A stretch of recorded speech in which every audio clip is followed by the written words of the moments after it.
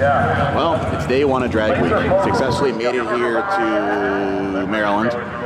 There I was for a sec. I didn't video anything yesterday. Yesterday was the check-in and tech, and it was pretty slow and not much happening. But right now, we're waiting for my group to run. I'm Group D, which is, of course, the slowest cars. Supposed to start hopefully soon. Instead of around 11, it's 11 a.m. right now. So, just waiting for my call. All my stuff's airs out of the car. Josh aired the tires down.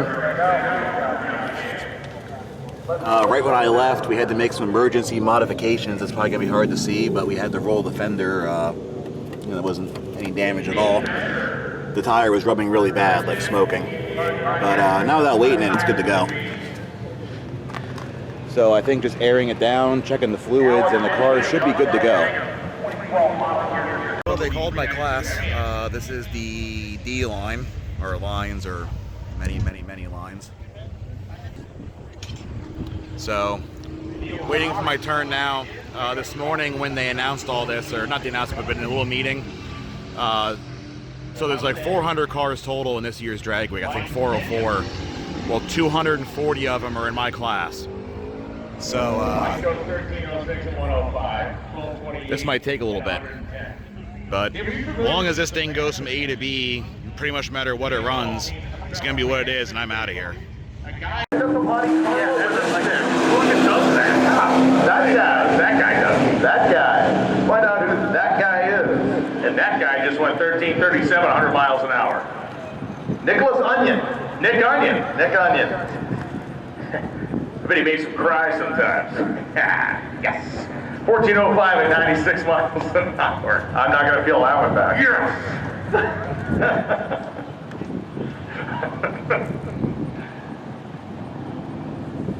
Man, nice looking Suburban. That's a big unit to move down the racetrack too.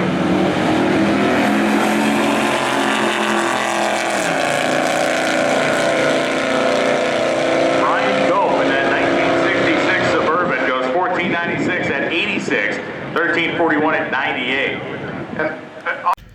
Okay, I just pulled back from it's gonna be the first and only pass.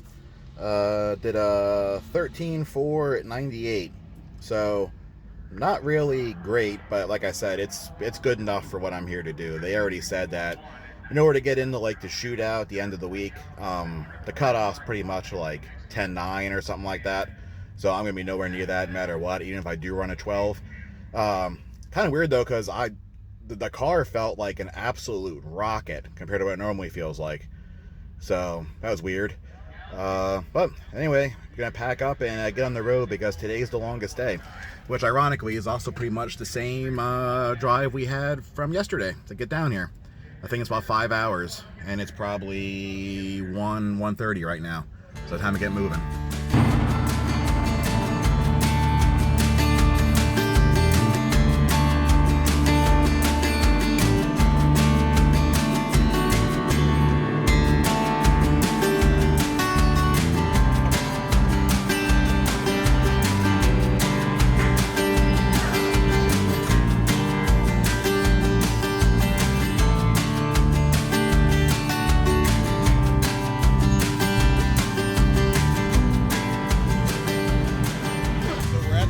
Checkpoint. I didn't film the first one because it was nuts. This one's nuts too. This is the Round the Clock Diner. There it is, in York. Traffic's real bad. I couldn't even concentrate on anything until we got out of like the Baltimore, DC area. The traffic was outrageous. So sorry for not filming any of that, but it was just me being stressed. So hopefully now that we're back in Pennsylvania, I can film more of the drive. But so this is the second checkpoint for day one. Now we're on our way to, I guess, the track or our hotel, like one or the other. But car is doing good so far.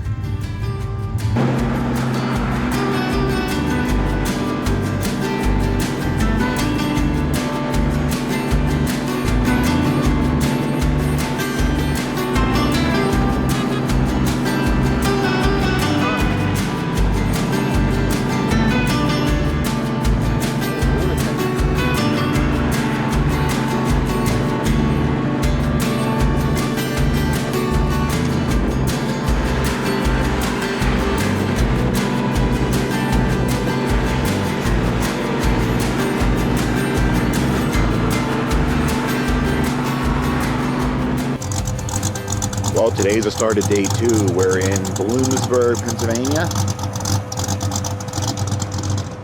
Heading to New Midia. I think it's like 16 miles away, but this is where the hotel is. Once again, there's other Dragweek peoples here. Just letting the car do its warm-up procedure here and packing it back up, and then going to try and find some coffee and hit the road for the racetrack. Oh, here we are this morning at New Midia Dragway. Day 2. Car made it. Everything's good. Looks like the majority of the people made it. There was some wackiness last night, I guess, that we missed on Route 83. It was like everyone was stopped and was running out of gas and stuff. But cars should be good. Just noticed that I need to tighten the alternator belt a little bit, and then raise the air pressure in the tires and check fluids, and should be ready to go. But being that I'm in Class D again, it looks like we're not going to run until about 11. So got some time to take care of stuff, so maybe I'll try and film some other cars around.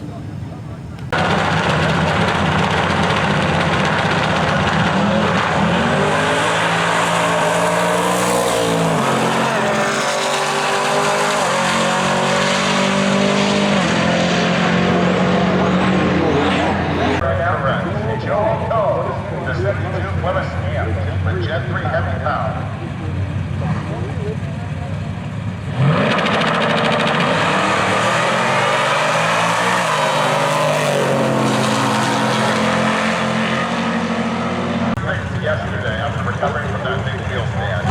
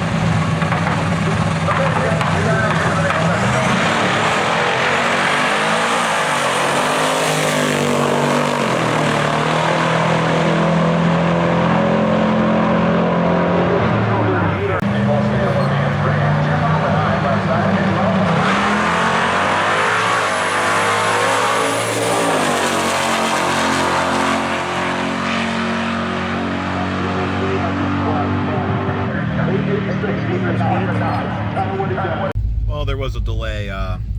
Fast Guy wrecked. You'll probably see it on the Motor Trend feed or on whatever, compilation you're watching of Dragweek. So they just called up my group now at like noon. So I think I got a pretty good spot in line here. Yeah, I'm like the second line. So should be running shortly. That dude's juicing.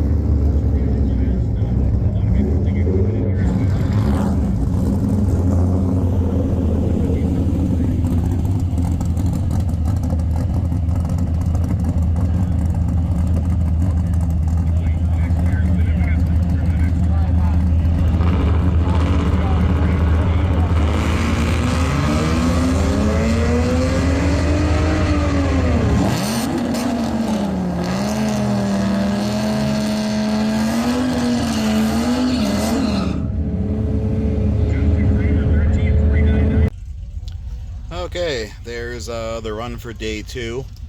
1349 at 99.27, so pretty much the same. 1961 60 foot. Didn't really do anything different other than taking the air cleaner off. Kind of afraid to mess with anything because I'm probably only gonna get one pass every day just because how things are laid out. So I don't want to make it worse. So I think we're just gonna kind of stick with what it's doing unless I have some reason to change it.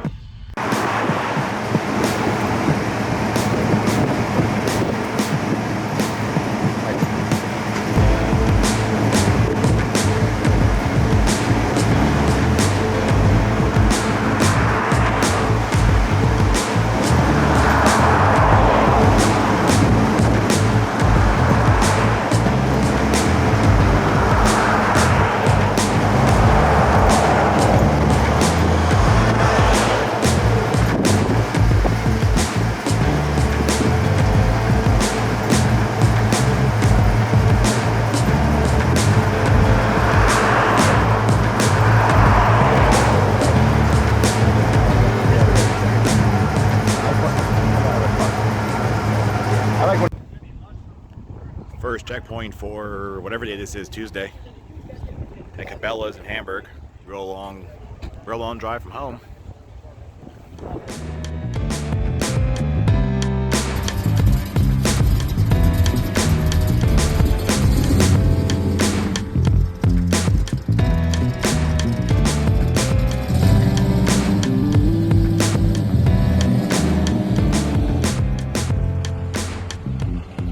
Oh, good morning from day 3 or Wednesday. We're at Maple Grove in Pennsylvania.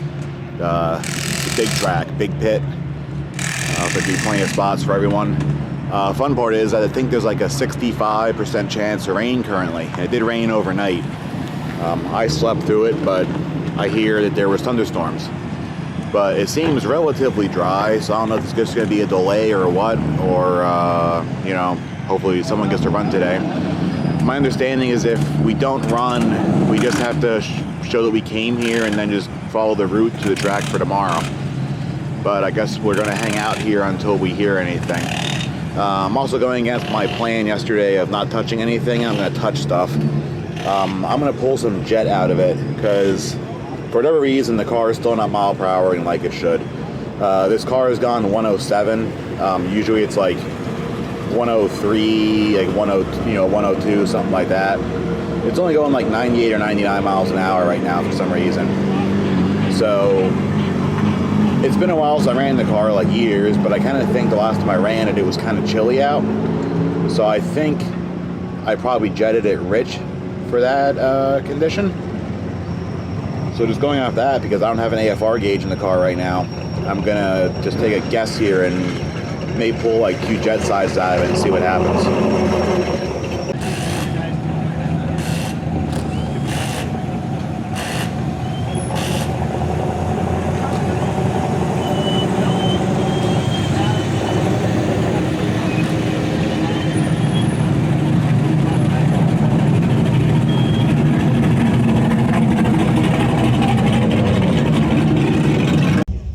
Okay, as I wrap my jet box here, there were 76s in the front. Now I put 74s in that you probably can't see. See if that does anything. Probably make it worse. Okay, so the back had 78 in it. I put 75 jets in it. This was really gross inside. The front cleaned itself out throughout driving for the week, but this had big like pieces of black goop in it. Josh said it's probably fuel line. So I'm gonna clean it out, but that's what the fuel looked like coming out of this yellow goop. Is that? Yep.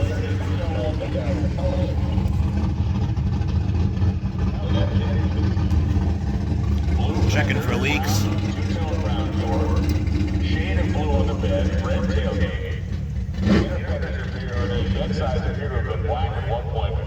Fuel's up, fuel's up. I like it. Okay. Looks good. Got their act back together.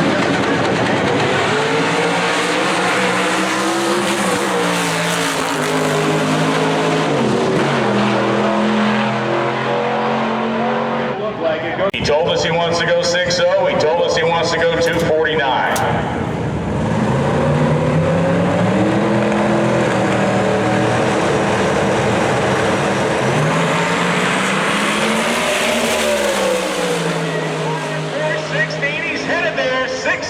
At 245 miles an hour. Take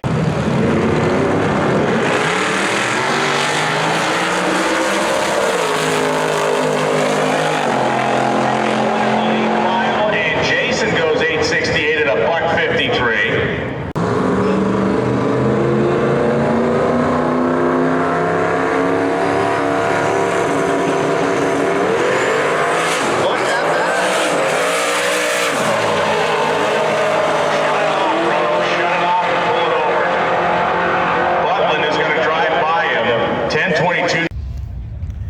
Okay, we're ready in the staging lanes for Group D. Hessen to Gold Chevelle. So far, no rain. So far, everything's moving.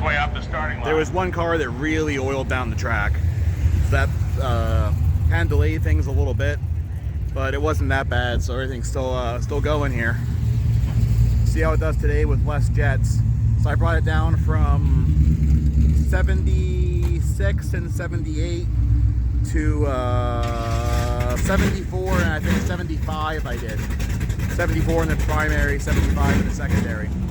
See if that makes it better or less better. Kyle Wimmer, Corvette. Justin Kramer, 68 Chevelle.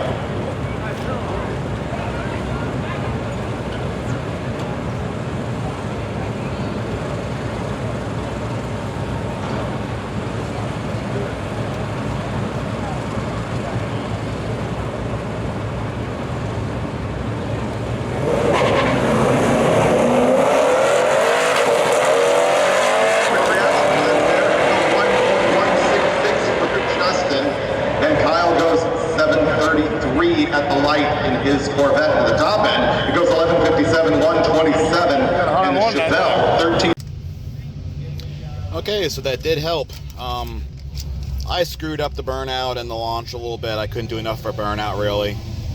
But mile per hour is up to 101. So we're going in the right direction, 13.3.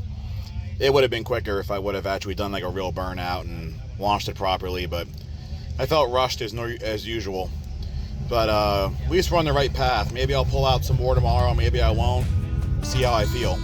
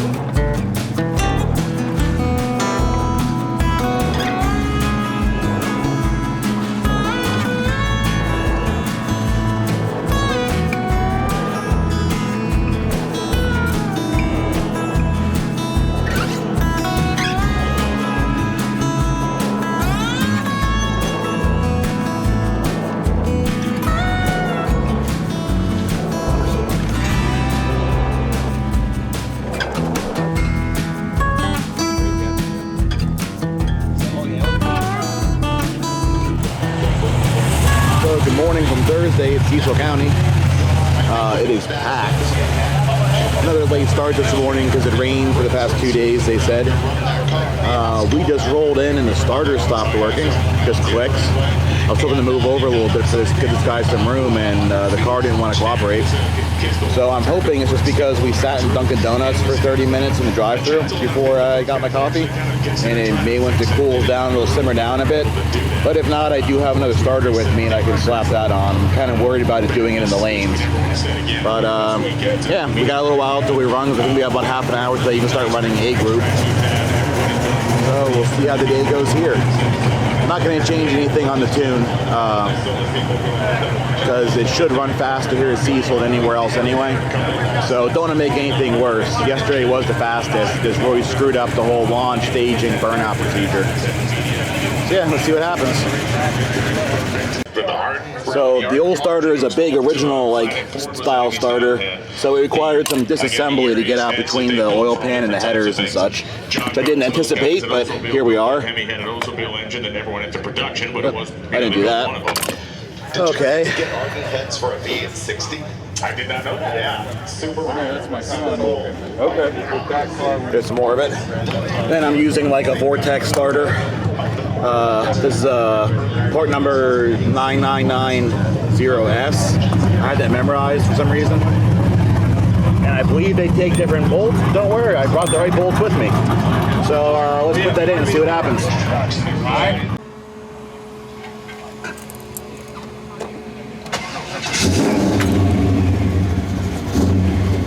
There we go. Okay, we're in staging at Cecil. It took a while. There was a couple issues on the track, including some overnight rain again. But yeah, we didn't change anything other than the starter. The tune's the same. I'm hoping not to goof up the launch this time, and I don't know, see what happens. This is where I ran a 12 the last time I was here, which was years ago, but hopefully it'll do a little better than it's been doing. So Dad's going to go down 12:38 at 116 Allison. Assures her mom that she will be slow and safe. We're going to have to agree 14,500 at 95 miles an hour.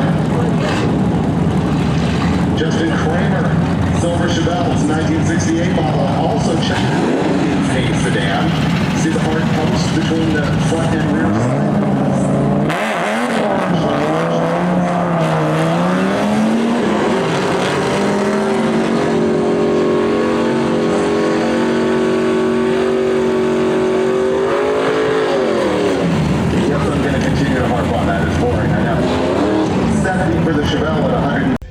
Well, there's today's. I red lighted, the brakes wouldn't hold. I scooted through the beams. So it was 13.7 at 102. So mile per hour is still good, but I screwed up the launch entirely. So who knows what it would have actually ran. But there it is. That's my pass for Cecil. I debated making a second run, but I didn't because they're closing the lanes in like 45 minutes. So we're getting gas, and then we're on our way to MIR for the last day.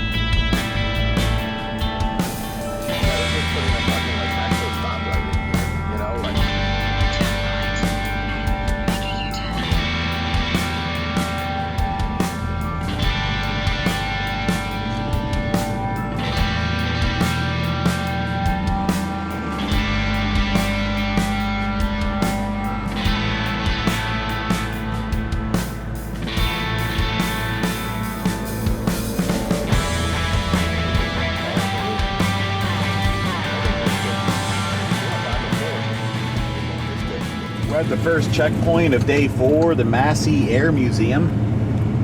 There is some aeroplanes and such. Avoid the cars. Just get it done. Good watch shot. Yeah, exactly. Josh got a picture, and we're good.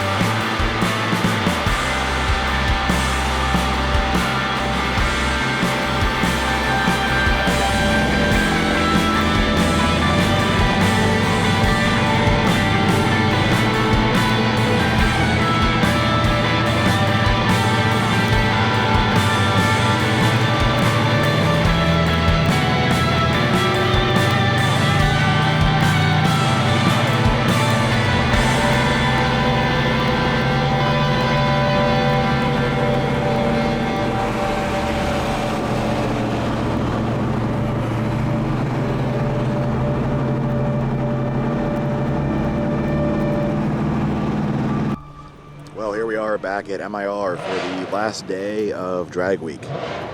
Here in the pits. Somewhat calmer today. I guess technically there's probably less people here. Parked next to Neil here with his LSA supercharged square body. He has a YouTube channel. I'll put it in the description or somewhere if I figure out how to. No changes on the car for today. I figured out possibly why I rolled through the beams yesterday. The power booster started making leaky noises on the drive yesterday. So every time I press the brakes, get on off the brakes, it sounds like a slide whistle. So I guess that's why I couldn't really hold the car in the beams. So I'm probably just gonna eat the red light today and just try and really like pump the brakes up and see if I can get a good number down. Sorry, not eat the red light, but eat the penalty for the delay. If you go a second after it turns green, they hit you with a penalty, but it doesn't really matter. It'll still look correct on the time slip, just on the standings for the day, my time will be slower. So, whatever. See what I can do today, but right now what they're doing is they're running the top 50 in my class here, which is Street Machine Eliminator. Which is the R, I believe. I forget. It's been too long. Anyway, they're running the best 50 as like basically like a time trial to get into what's going to be a bracket race in the afternoon of the top 30 or 32 cars. Right now, you have to be quicker than a 1046 to get in that class. Between a 10-second and a 1046, so I'm nowhere near that. So after I make my run today, we're done. I will not be involved in that. But they're going to do that 50-car field, and then they're going to run through the A, B, C, D as usual. So let you know when I'm getting ready to run. Okay, I'm in the lanes. There was a slight change of schedule. They ran A, B, and C. Then they ran the stick shift shootout. Then they ran the first round of Street Eliminator before they called D up for the first pass today. So it's pretty late in the afternoon. I think it's like 2 o'clock or something. So just getting in the lanes now. See how this goes.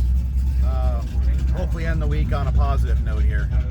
But just gonna wait in the heat for a bit. 1988, because there was a Studebaker Suburban, there was a Plymouth Suburban station wagon, and the last one of those was 1978, and they had to wait 10 years for it to not be used in the trade in order to get the trademark on Suburban. Neil Roberts went down while I was describing useless trivia at 12:13, and I missed the number on the other side because I was telling stories. Justin Kramer is in the Chevelle John Rose.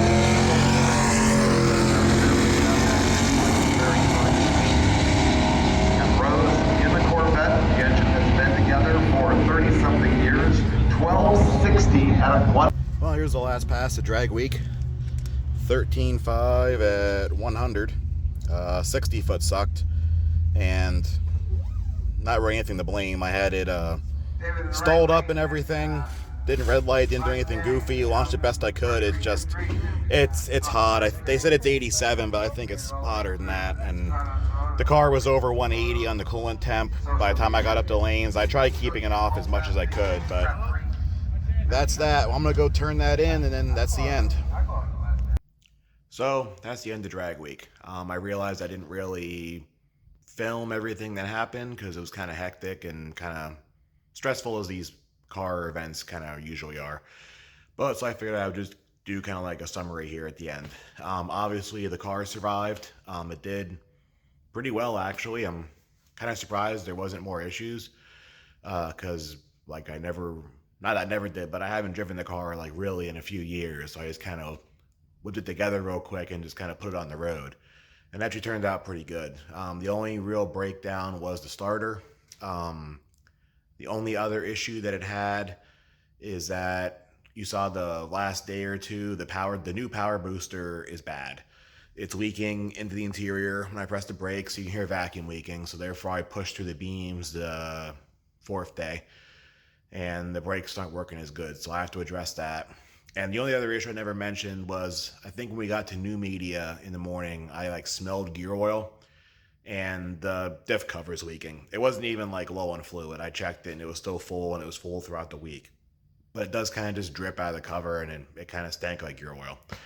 So that's that. So other than that, the car is fine. Engine was fine all week. Transmission was fine. Never really ran hot. It got maybe, I don't know, like 190 when we were stuck in traffic on 495 or 95, whatever that whole mess was down there. Coming back home the last day, because it was also like, I think it ended up being 92 that day.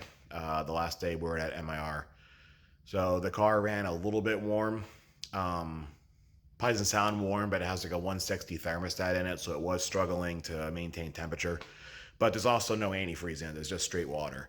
So before I put it away for the winter now, or fall or winter or whatever, just got to put antifreeze in it, and I'm going to fix that gear oil leak. Actually, I guess I got to swap that booster out on their warranty too. Just kind of remember that I need to contact the company, and hopefully there's some kind of warranty on that, because that failed in like 1,000 miles. I think the whole trip, they said it was like around 1,000 miles of driving, like from Monday to Friday. And then I think we also had another like 240 to get to there and then to get home. So probably about 1,500 miles altogether for the whole week in the car. Didn't do great on gas. It was getting like 10.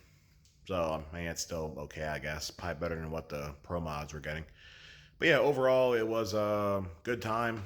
Like I said, it wasn't, just because I didn't know what I was doing, it was kind of stressful. And obviously, I was way out of practice actually at a drag strip. Haven't been there probably in like 8 years. So my staging sucked, reaction time sucked. Not that it mattered, because I wasn't really in a competition anyway, but still just out of practice with that whole procedure. But if it would have been more accustomed to it, you know, the week probably would have been pretty stress-free, at least for a car of this speed. It's not too much you have to worry about. Not rebuilding the engine every pass or anything like that. So hope you guys enjoyed it. It was something I always wanted to do. Glad I finally got a chance to do it now that it was somewhat local. Might try and do it again if they have it again somewhat in the area. I'm not really a big fan of driving like halfway across the country just to start it and then doing the week and having to drive all the way back again. So if it's at least relatively on the northeast, maybe I would do it again. I would kind of like to do it with something faster, just because it's kind of a, I don't know, it's kind of a drag waiting hours to run your slow class every day and then getting out of there late. Be nice just to have something a little bit quicker, just to run like in C class or something and actually be able to, you know, drive when it's daylight out. But yeah, other than that, hopefully you guys enjoyed it.